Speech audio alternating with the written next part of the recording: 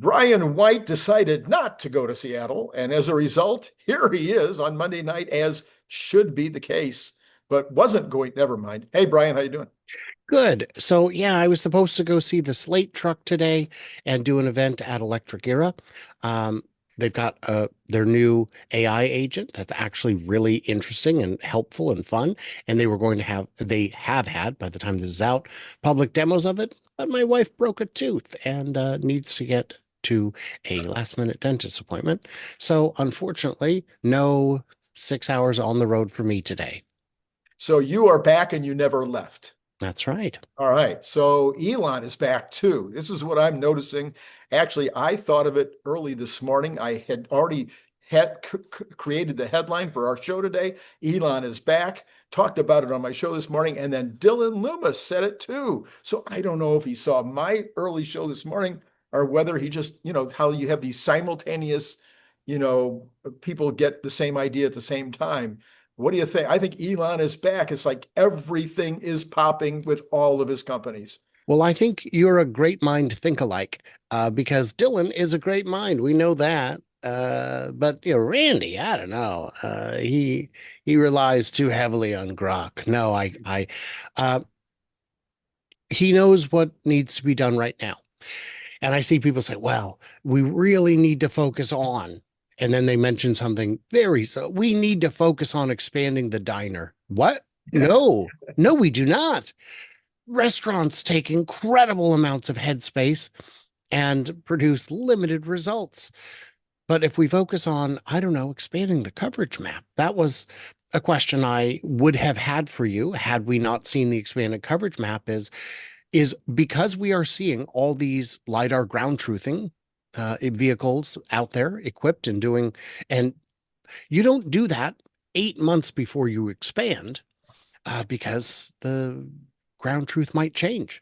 Right. You do that in the weeks leading up to, and we saw them performing those tests, and now we see the coverage map expand into a inverted T logo. That's right. It's an inverted T logo. Yes. Yeah.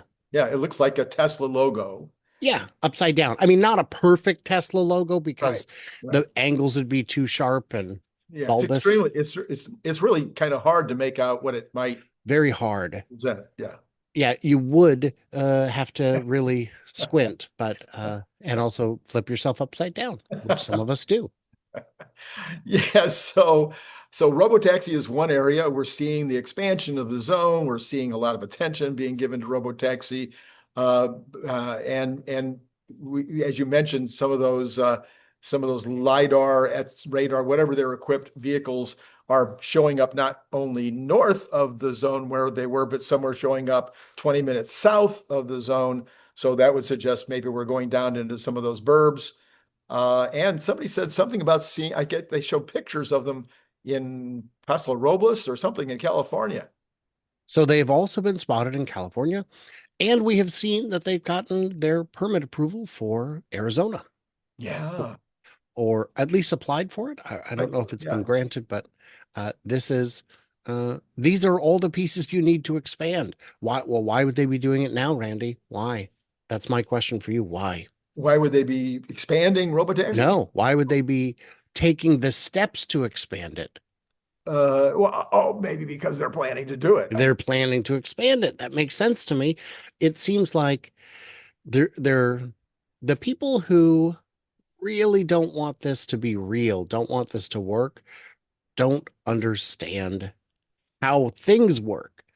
I had an encounter. I went to the Electrify Expo this weekend. I had an encounter with a group of protesters, the smallest, saddest, oldest group of protesters. These weren't grandmas, these were great grandmas. Okay. And as we were leaving the event, we saw that security had kind of cordoned them off into their own little area off site. And I thought, wow, how did security know they were coming? Well, it turns out they telegraphed it. They had sent a demand letter to the event sponsor saying, you must exclude this dangerous, reckless company that is taking up 3%, 2%, maybe not even of your floor space, of your displays area. People aren't coming to see Tesla. but it'd be pretty weird if Tesla wasn't there. And if I had more time or didn't have people with me, I might have engaged them. But we didn't, and still they kind of walked next to us and barked fallacies. It's the most recalled car in history. No, no, it isn't. That's and you don't know what a recall It is is. or how they function. It's the most deadly car on the road. No, it's that people who want to go 150 buy cars that can go 150. And my advice is don't go 150. But if you are going to, do it in a car that's less likely to kill you. Yeah. So that's just my thoughts on that. And then they left this lovely flyer, not on my car. They hadn't gotten to mine yet, but on Teresa's. Teresa's the president of the Washington Club. And it said, oh my gosh, this man has killed 14 million people, My according goodness. to the Lancet. You bought the car when it was cool and good, but now it's not. So now you've got to hit him where it hurts.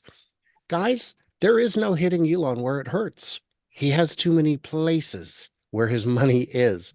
Uh, these people, these Looney Tunes, would gladly see 140,000 people put out of work and millions of people lose their retirement. They would destroy $1 trillion in value to reduce the net worth of one person to, I'm going to say, $220 billion.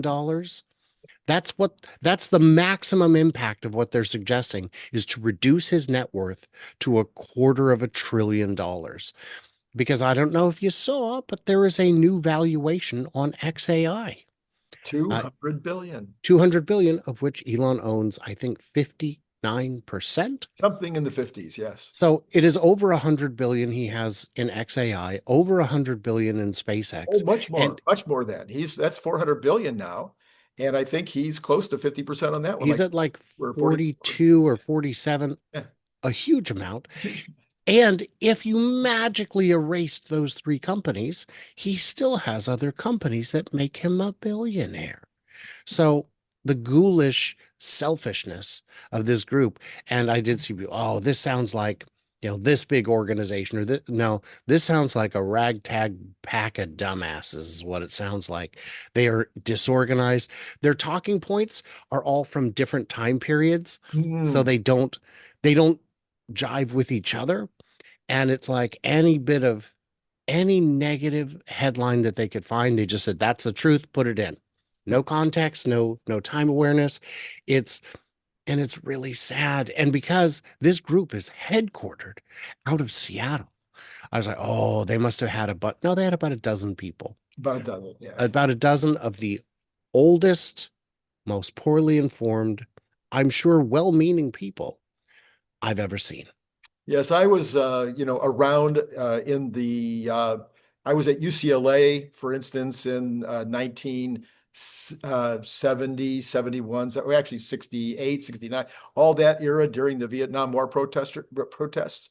And of course, I was slightly to the right of Attila the Hun in those days too, so I wasn't participating. But I recognize some of these people in these protests now from those days. Oh, same people, sure. Yeah, same people, same people. This is their Um, last hurrah. They get uh, one uh, protest. yeah, Yeah. and I'm uh protesting Vietnam. I understand. It's pretty easy to make a pros and cons list for Vietnam. But For Tesla. for Tesla, I get it. You hate one guy a whole lot, but the damage you would cause if you were successful is staggering. And they said, well, you got to hurt Elon. You don't know the the owner's situation. So, for example, the person whose car you put a sticker on, do they have unlimited lifetime charging? Because that hurts Tesla. Right. Is it someone like me who got a massive discount for having referral dollars? That Tesla would love to see those dollars expire rather than pay out on them. They would love that. So who's really sticking it to the man more, you or me? And guys, if you want them out, there's an easy way to do it. Here's what you do: buy a ton of the stock, like like hundreds of billions of dollars worth, and then just vote him out, just remove him. Right. But you're not a shareholder, so you don't get a vote. Just like you didn't bother to buy tickets to the event you were trying to protest, so you couldn't get in. And security, it looks like they got there and said, well, we're going to stand right at the gate and protest. And they whipped out the permit and said, no, we actually control the space all the way to the bike path. You Mm. have to stand on the other side of the bike path because we paid for it. Dollars, guys. If you're trying to have a dollars protest, understand dollars. So, in addition, Elon Musk being back with regard to robotaxi, he also has been doing little Optimus updates, talking about how version 3 is going to be amazing and how version 2 can stir your spaghetti, it can take out the trash, it can do all these things. But version 3, man, it's going to be really huge. It'll never happen. The future, Randy, humanoid robots in my lifetime, in my kids' lifetime, lighter than air travel. Come on. Those are things of science fiction. Um, the thing with a lot of what Tesla does is Tesla kicks it off. Electric vehicles, uh, FSD, robots, dojo, and all the competition says that's the dumbest thing I've ever heard. And then 3 months later, you find out they are now ankles deep in that water as well. So if you want to say that humanoid robots aren't coming because Tesla's stupid, I ask, is everyone else? Are these hundreds of well-funded companies chocked to the gills with world-class engineers? Are they stupid too? BMW's already got robots in their factory. Are they stupid? I mean, you could argue they are. If the answer is yes to you, that's fine. But all these companies, Amazon is stupid. So if you hate Tesla, take them out of the equation. All these other companies are doing it too, and they all had the same catalyst. They all watched the same event. They all saw the same vision, looked at it, and said, "You know what? I think technology is there. I think we have all the pieces. We just have to put them together." So if you want to invest in stationary storage company, if you want to invest in a robotics company, if you want to invest in an AI chip designer, in a company that has robo taxis, I can save you some time. There's a mutual fund called Tesla that covers all those things. Now, of course, not investment advice. Look at it, see if it makes sense to you. See if they really have all the pieces that you think are critical. If you don't invest in Tesla, you can still make tremendous money investing in all kinds of other companies. Of course. I just can't tell you which ones. With so many companies out there in these spaces, robotics and AI, I don't know that anyone knows who the winners and losers will be today. And a lot of those winners are not publicly traded. So you can't reasonably invest in them yourself. So another thing that Elon has done since he's back, he's introduced something called Super Grok 4 Heavy, which is getting, I don't know, 27 rockets? No. monumental, Oh, that's huge, Falcon Heavy, right? huge amounts of commentary from the tech world, Hmm. huge amounts of commentary from people on X who are interested in that kind of stuff, getting almost zero coverage from the press. What a shock. I mean, almost zero. But more important than the fact that, well, not more important, more important maybe to Tesla owners and Tesla stock owners, is that Grok 4 is now in the vehicles, at least if you have the right software.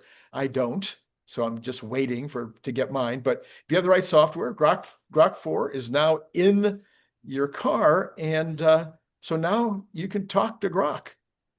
I'm going to check because I have two cars in the household. One of them is new as of a month ago, and I do not have software updates. So I do not know of what you speak, for I do not have Grok in the car. Must not, maybe it's not a national, maybe it's not a national, It's uh, narrow. It's a narrow, narrow release. narrow release. Therefore, I just assume that I have no idea what you're talking about because I don't. All right. Uh, Well, in addition, not only did they offer the Grok in the car, but this morning they announced the Grok Companion. Mm. Did you see the Grok Companion? I saw a headline about it, but I did not have time to check. What is Grok Companion? Now you have a little animated figure. Actually, you have a choice of three Mm. animated figures, and one of them is a kind of a little sex doll Oh, good. that talks to you.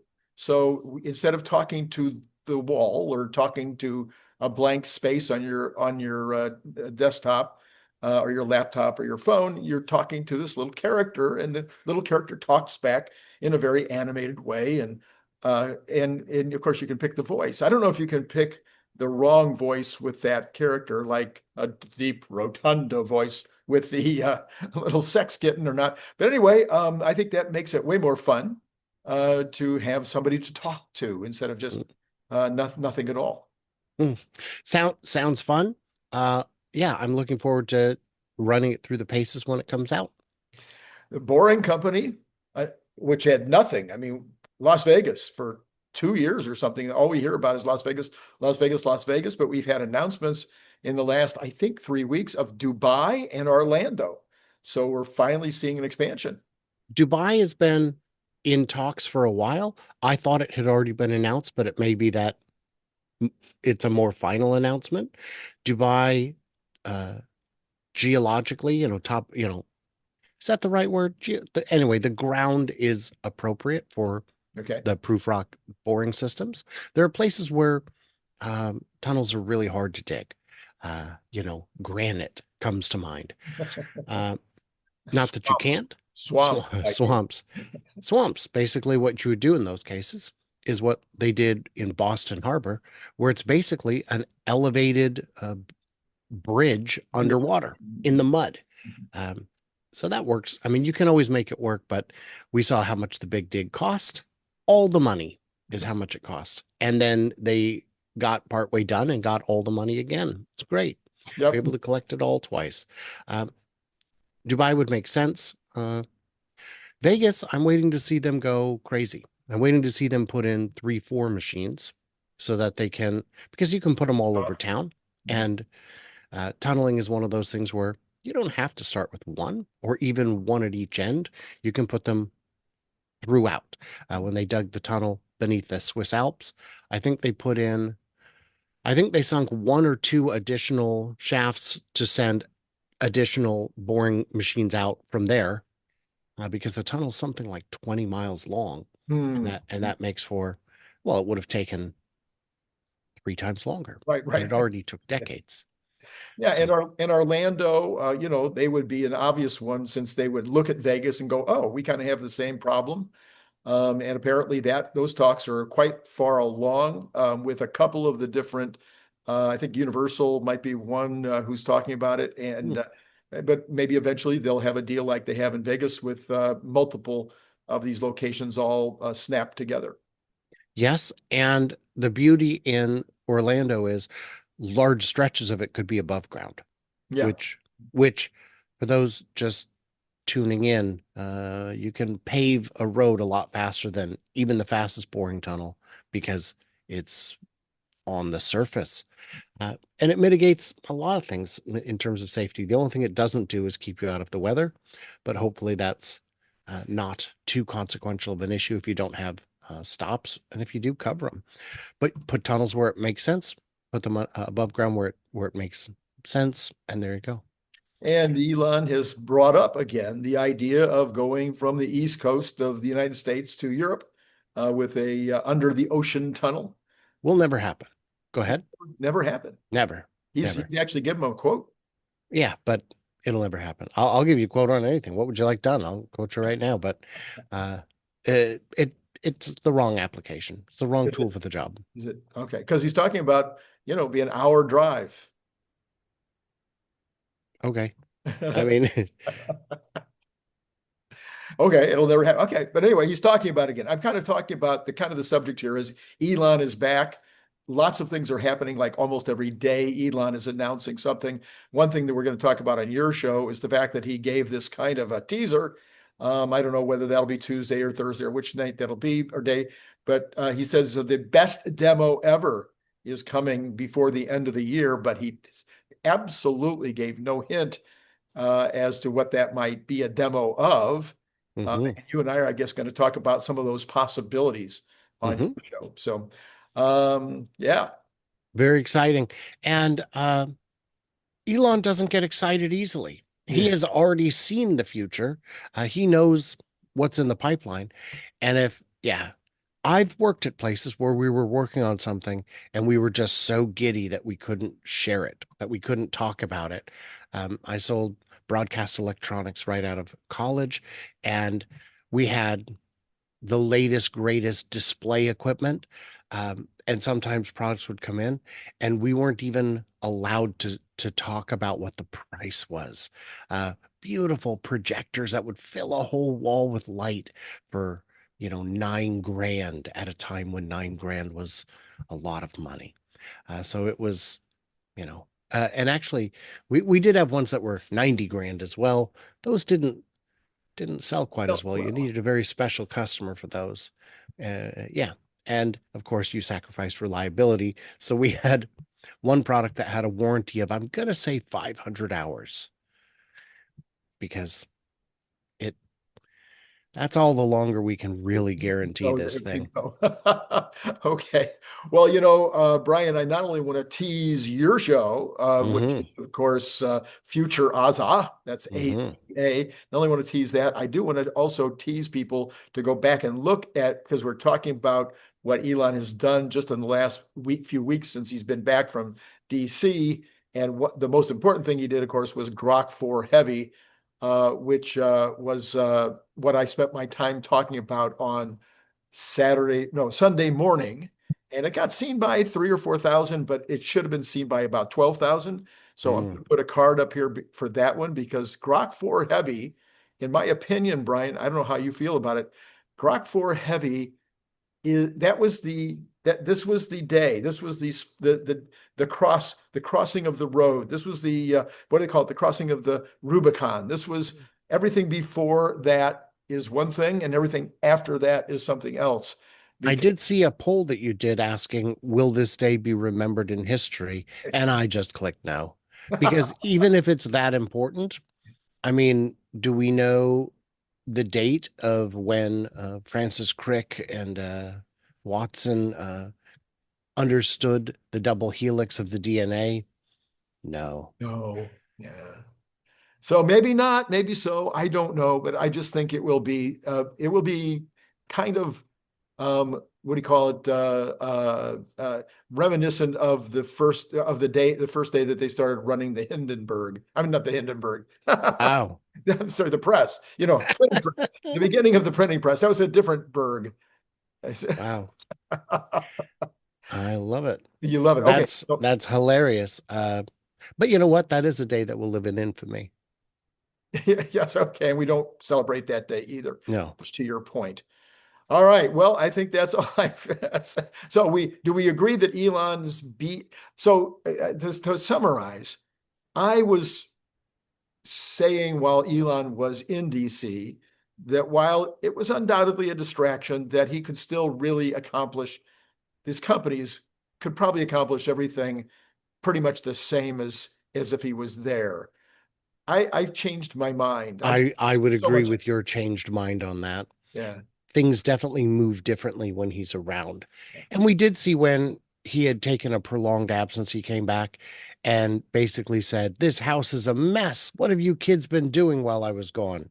And the answer is not what he would have done. Right. So, looking forward to lots more stuff as Elon continues to be back. I'm sure there will be breaking news almost every day. And in fact, you and I too on Tuesday night, we're going to talk about just such a thing. There's 3 teases in one show. So unusual for me. Anyway, Brian, thank you as always for jumping on and helping us explore this idea. And to all of you out there, it's been great talking to you.